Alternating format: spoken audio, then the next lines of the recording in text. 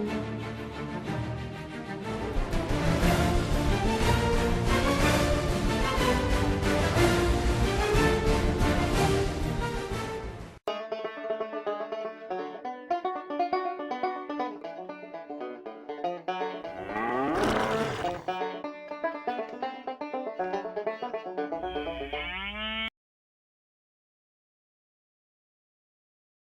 know what's bullshit?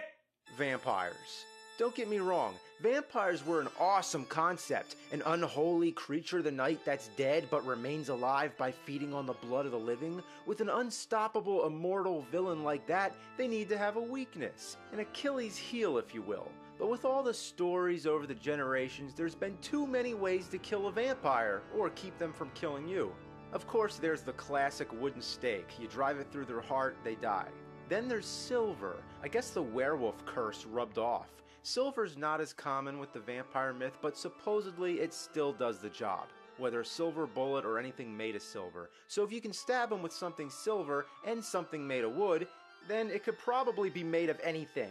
I don't know, has anyone ever tested anything else? You can also kill a vampire by severing their head. Now, I don't know anybody that would survive if their head was cut off. I guess anything that would normally kill a person would also kill a vampire. In fact, in the Dracula novel, the famous Count is killed by knives.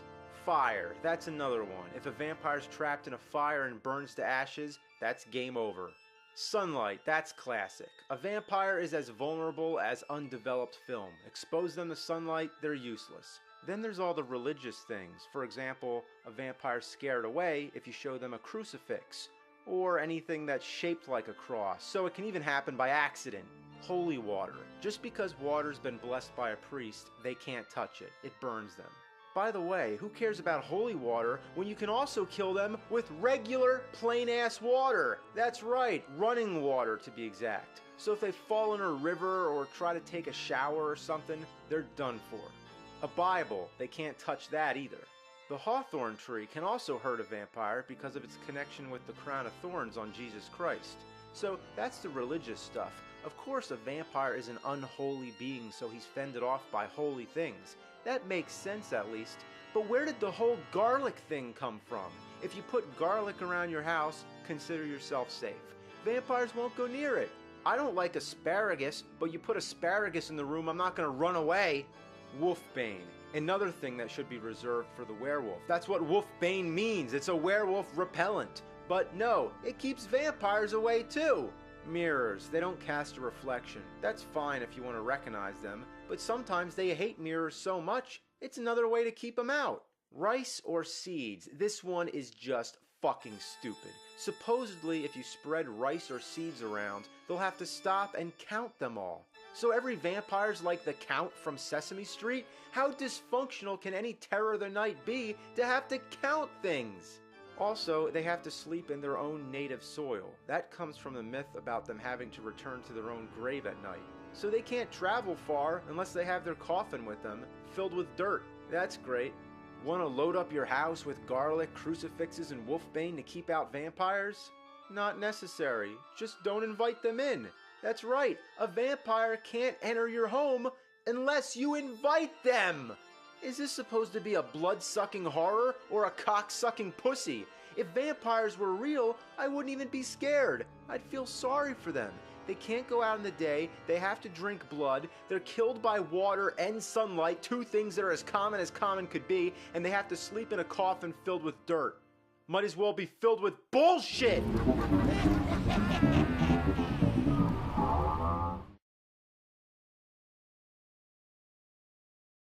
You know what's bullshit? Pennies. Pennies are worthless. What can you buy with a penny? Nothing. So why do we even have pennies? Get rid of them. Nobody likes to carry pennies around. Why is there so many pennies lying on the street that don't even get picked up? Because nobody fucking wants them. They're like mosquitoes. Go away, you fucking pennies.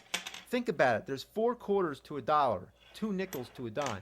And there's 5 fucking pennies to a nickel. It's pointless. Even if you save a bunch of pennies, you're not going to feel like counting them.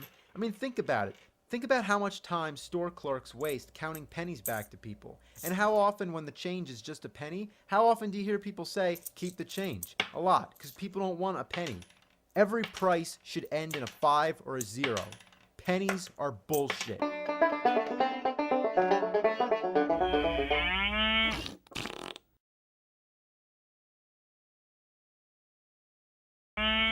what's bullshit?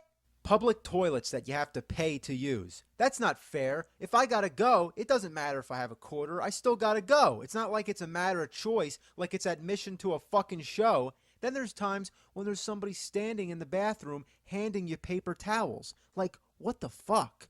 Whoever came up with the idea of taking money off you taking a shit is fucking bullshit. Now, let's face it. Unless you stay home, public toilets are mandatory because in humanity's growing effort to become civilized, proper facilities need to be present to release feces. But once we have to start paying for our own bodily functions, I say go back to the wild. They want to make a business out of us having to do our business? Man, fuck that. That business is between you and nature. I say go out on the grass and take a shit like that cow.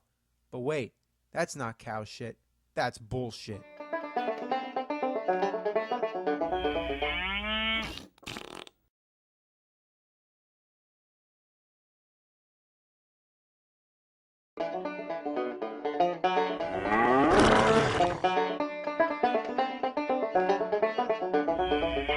Know what's bullshit?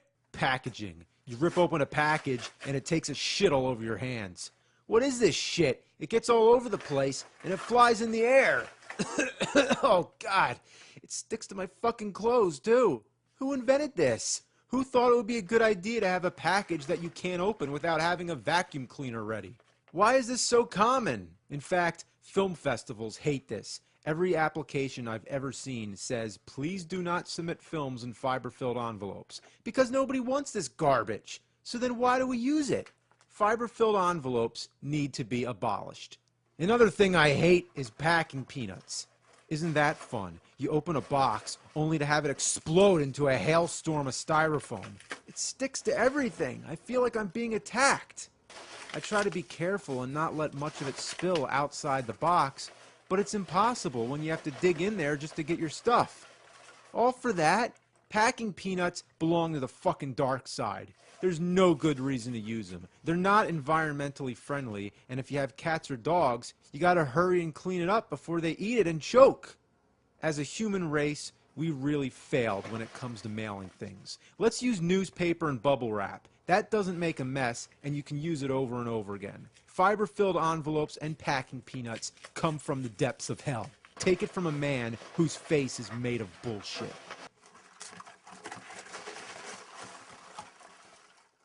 That's bullshit!